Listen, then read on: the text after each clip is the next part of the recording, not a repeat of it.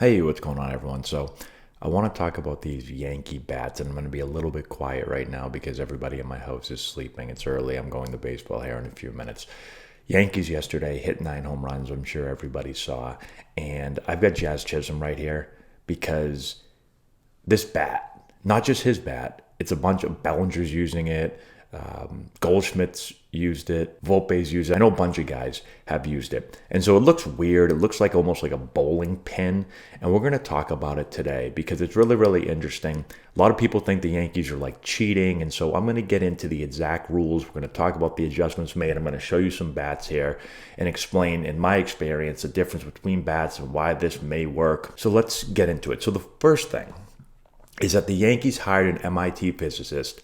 His name's Lenny, really smart guy. And so what Lenny did was he built this bat that he calls a torpedo barrel. And for some reason, nobody's done this before in the past. Well, Lenny was smart enough and he said, let's go for it. All he did was he took, if you can see here, he took some of the mass away from the end of the bat and he brought it towards the barrel where you're going to make more contact. Now, it makes the barrel look huge, but it's actually not as big as I think a lot of people realize. It's just because the bat typically would just keep going out like this, and so you wouldn't notice the difference. But because it's so skinny down here, it makes this part of the bat look like one of those old school wiffle ball bats, the big red ones that we all used as kids. That's what it makes it look like. And it makes sense because if you hit the ball down here, even if you have a bigger barrel, the ball doesn't go anywhere. These are all broken bats. So Lenny was like, let's get rid of it. If these are broken bats anyways, let's put the mass of the bat right here. Let's move it to where we actually hit the ball. Okay, now this is really important because MLB has a bunch of rules. The Yankees aren't breaking rules. So the MLB has rules on what the weight drop can be. So most bats are usually like 34-inch, 32 ounces. Okay, so that would be a drop 2. Again, it's just the difference between the length of the bat and the weight of the bat. So they have rules on that. They have rules on how big the barrel can be. So they're not breaking rules. The barrel here isn't bigger than it's supposed to be. They're within the rules. They also have rules on the density of the barrel. So I just want to clear that up. A lot of people messaging me, especially after the 9 home runs. Really, the Yankees hit 9 homers yesterday, and it brought all the attention to these bats.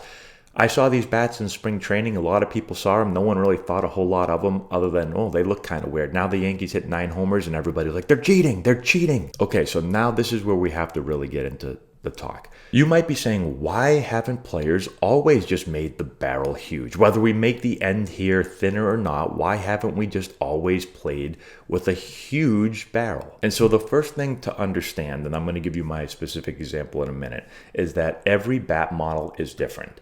So some models have different handles. Some are thicker, some are smaller. Some have bigger barrels, some have smaller barrels. Some have different tapers, where it goes from big to small and how quickly it does. Again, some have different weights and drops and all that stuff. So typically, there's a trade-off between all of these things when you're trying to figure out which model bat you want to use. So I'm going to give you an example. The first bat that I ever used was a Louisville Slugger C243. It had a huge barrel, one of the biggest barrels that you can find. And I thought, like most people, I said, well, why wouldn't I use the biggest barrel that I possibly could? So I used that bat for my first professional season after I got drafted. And I hit right around 300, but I hit 0 home runs. And that bat felt heavy. I could feel it. There was a huge difference between the metal bat I swung in college and that wood bat. And even in BP, I hit no home runs. So I hit no home runs during that season, and I could barely hit home runs in batting practice. And in college, I could launch balls like way over the fence. So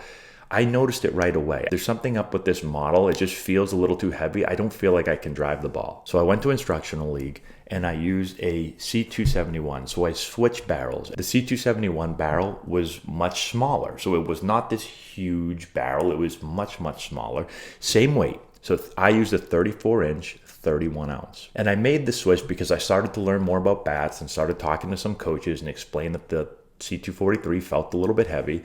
So they recommended going to this model. Now at first I was like, okay, smaller barrel. I feel like I'm not going to hit the ball as hard or as far or as often. But when I swung it, I could feel that I could swing it way faster. Yeah, because the weight, all of that barrel, because it was smaller, it wasn't what we call top heavy. So the The weight wasn't all loaded way up here at the end of the bat. It was a smaller barrel. It disperses the weight a little bit more towards the hands. It feels lighter. You can swing it faster. And all of a sudden, I just start blasting balls all over the place. My first game in instructional league, I hit a homer. I end up hitting 21 homers that next season when I used the bat. In batting practice, I'm smashing balls again like I did in college. And I went to a smaller barrel. So that's how big of a difference swing weight can make, barrel size can make, where the distribution of the weight in the bat can make. And again, remember, they were the same weights. So they were both 31 ounces, but it's just the distribution of that weight that makes a difference. Now, the one thing that companies have done before Lenny came up with the torpedo to take some of the weight away from the end of the bat was that they would cup the bat. So I'm going to show you real quick. Okay, here are two bats right here. So here's one. See that cup right there? Let me see. See how they take weight out of the end of the bat? Now that's a small cup. I've had bats where they drill even deeper than that and take more weight out. And now here's another bat. See how there's no cup there? So this bat feels a lot heavier because there's more weight way down here at the end.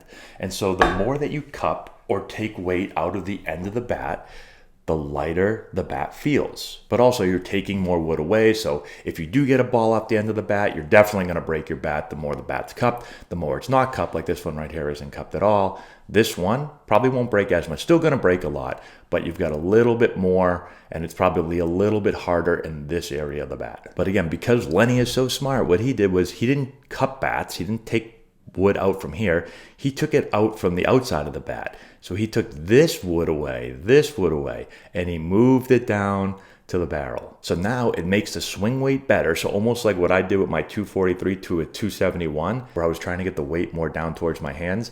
He took away the weight from up here, moved it down, made the bat swing lighter, but then gave the hitter still that big barrel. So they'll miss less often. They've got more barrel to work with. The bat might even be a little bit denser in this area. And so I have heard that two things. One, it looks weird, right? When players look at the bat, the first time they saw it, they're like, okay, this looks weird. And it also feels a little bit different because you're getting used to that not having as much wood down here at the end of the bat. But clearly, once you get over it, the Yankees have found that it's worked. More and more players are using it. They hit 9 home runs yesterday. They're not going to hit 9 home runs every game, I don't think. But it will be interesting to see if other teams start adopting this. And I want to see if guys continue to mash. Again, clearly they're not going to hit this many home runs every game, but do they continue to hit really, really well with it? So I just wanted to clear some of those things up. Let me know if you have any more points in the comment section below. Subscribe to the channel, hit the notification bell, give it a thumbs up, all that good stuff, and we'll talk to you later. If you've got hitters that you're looking to improve before the start of next season, this is essential for you. Matt Antonelli here, former Major League player, first-round pick, and college coach. With this course, we're going to show you exactly, step-by-step, how to generate power, develop bat speed, and enhance swing mechanics. Regardless of your hitter's age, this course is going to deliver advanced hitting techniques that will allow any hitter to get better and make an impact at the plate this spring. We have a full catalog of training content that you can access from anywhere at any time. This course is perfect for players, parents, coaches, instructors, and more. Our course has helped hitters all over the country at different competition levels, and the feedback that we've received has been outstanding. The work you put in now will drive your success at the plate this spring.